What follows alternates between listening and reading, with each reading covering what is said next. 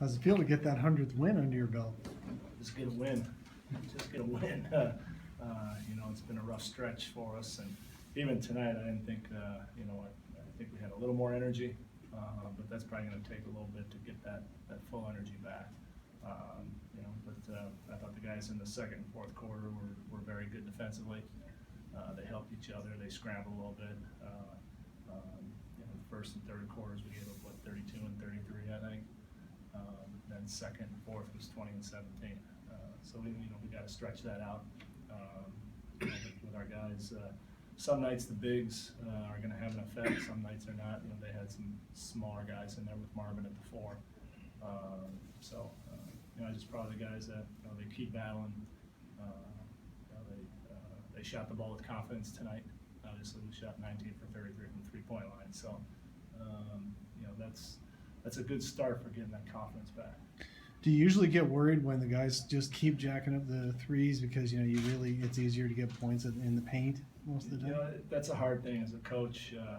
You're watching a quick shot, and when they don't go in, you're going, oh man, what are you taking a quick shot? But then they take a quick shot and they make a 3. So it's a tough one. It's that time and score thing that you want to be a little alert of. If the other team just scored a couple times, that's not the time that you want to come down and jack a quick one, or take it one-on-one, or conversely, if all of a sudden you got the lead to 9 or 10 and you just scored 2 or 3 times, well then go ahead and execute and run your stuff and build it up that way. So guys are learning that. It gets to the point at times when you're trying to tell them, well, that was the wrong time to shoot that one. But again, they played to win, they didn't play not to lose, and so that was great. Tough stretch right now. They're coming hard. They're in the fourth quarter.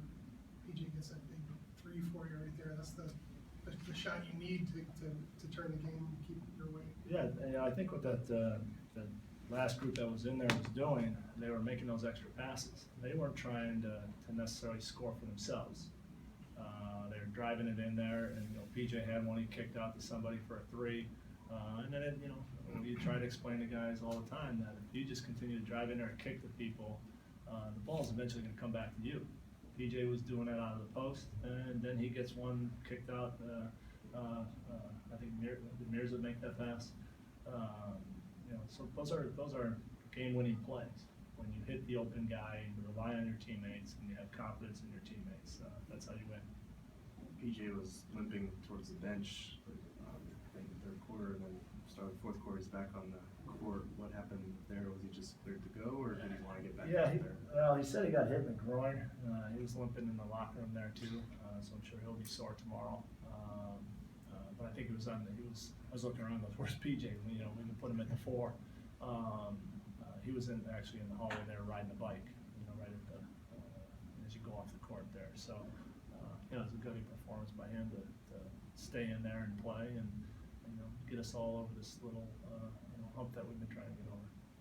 There's some things defensively you saw from Charlotte that was kind of lended itself to allowing you guys to hit so many outside shots. Well, they do a good job of packing the paint. They're tops in the league of not giving you restricted area shots, I think. That's the case that when you go in there, we again try to explain to the guys that if you drive in there and there's 2 guys on you, that means there's somebody open. There's somebody open, so don't force the shot. Have your eyes. We try to tell them when they drive, they should know where everybody is, so that if 2 guys come, you can make the right pass. And I thought our guys did that, and that's why we're getting those 3s. You think you're going bowling tomorrow again? Yeah, maybe we should. We had guys that played big minutes, and again, we're trying to get them back to having their bodies feel right. I don't believe they were there. It's this time of year for all NBA teams, I think, where you have to be mentally tough to get yourself ready. It's a tough stretch. Guys have played hard for 30 games or so, and that middle 20, 30 games is a real grind. So we'll probably take it easy on them tomorrow. After Friday's game, we have 3 days that we can really work on things. Devin Booker's had some up and downs, and But it seems like he's got more ups than downs. That's unusual for a rookie, isn't it? And it seems like he's the one not hitting the wall compared Yeah. to these other guys. Yeah, you know, he wants to play. He's a player. You know, he doesn't shy from the big moments. You know, he made a big three for us there in that stretch, and you know, again, he came up with 10 rebounds. You know, that's off the bench. So, you know, Devin's been doing great. You know, for a young kid like that. You know, when you look at some of these guys that were great players in the league, their first couple of years, you know, it's some up and down. But with Book, he's been mostly up, so you know, he'll learn things as time goes on. But you know, he's gonna have a great career.